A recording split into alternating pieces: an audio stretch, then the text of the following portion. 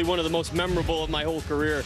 I had a pedal fest on and off the throttle with Cruz Pedregon that was just unbelievable. Uh-oh, pedal job.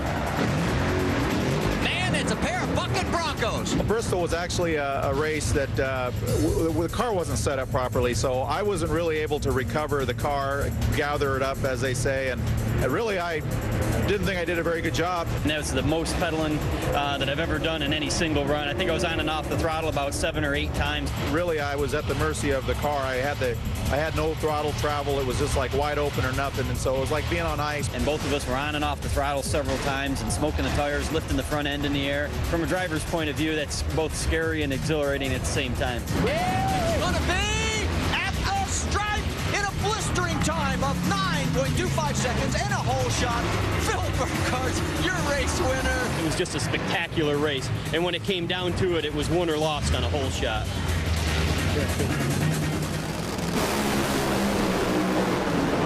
How about that? Oh, hold on, Cruz. That was amazing. That's one of the most amazing things I've ever seen a funny car do. And if there were a lesser driver that didn't keep their composure, that car came up, and when it came down, he didn't overreact. He maintained the steering in that car, and it landed. This is one of the most amazing things I've ever seen in drag racing. It got on the wheelie bar. It didn't pull the car, didn't yank the body off. Turn it either way. It didn't want to roll the car back into a rollover, and he was able to maintain the run, cross the finish line, and win the round.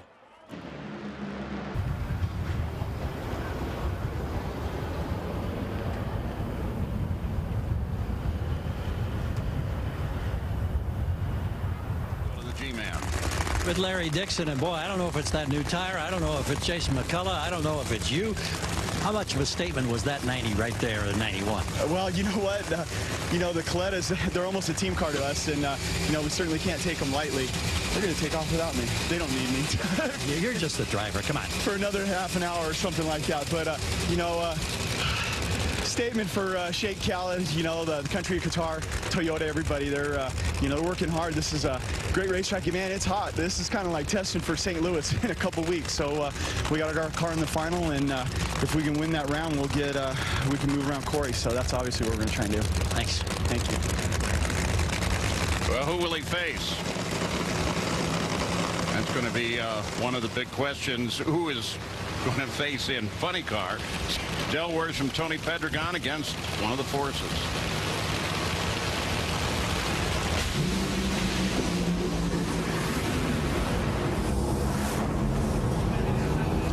Wow, big fire there on Toney Pedregon.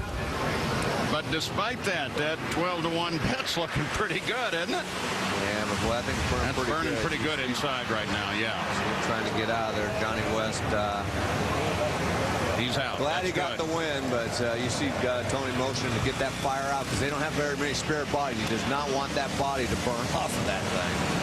Let's go to Dave Reed. Johnny West, all eyes on the AC Delco screen. Looked like we got a bit of a fire down there. What's the body situation?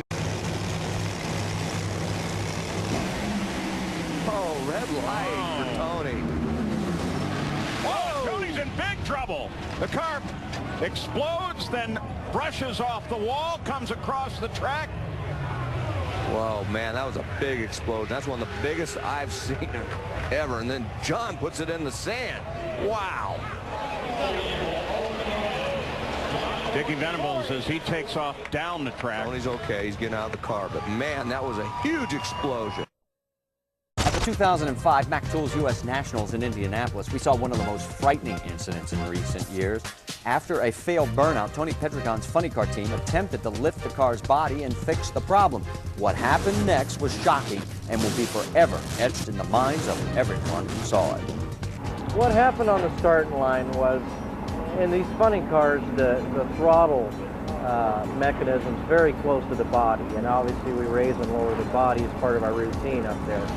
And we had put an extension on the throttle arm, which in turn put it closer to that body. Unfortunately, it didn't have a lot of clearance, and I wasn't able to do a burnout. So we had communications. I was trying to tell him that the throttle was pinned. It wasn't a problem. Where the problem came, there was a little miscommunication with the crew chief.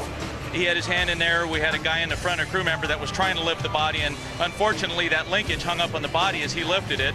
I remember going to lift the body. I do remember that point, and then the next thing I remember is loud, the car rev up, and I remember the exhaust pipe or something getting real loud by my ear, and then the next thing I know, I'm laid up, and I stand up, and the car's all off on the side. Cody was doing the right thing.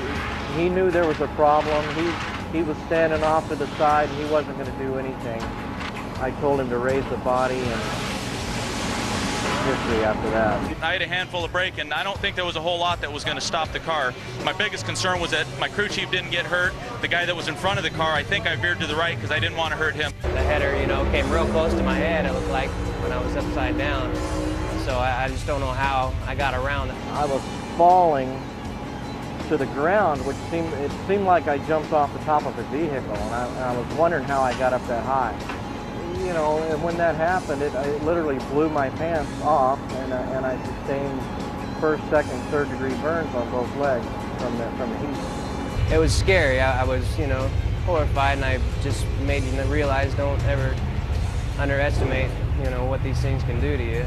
Just always be aware, and I feel very fortunate that I'm still here.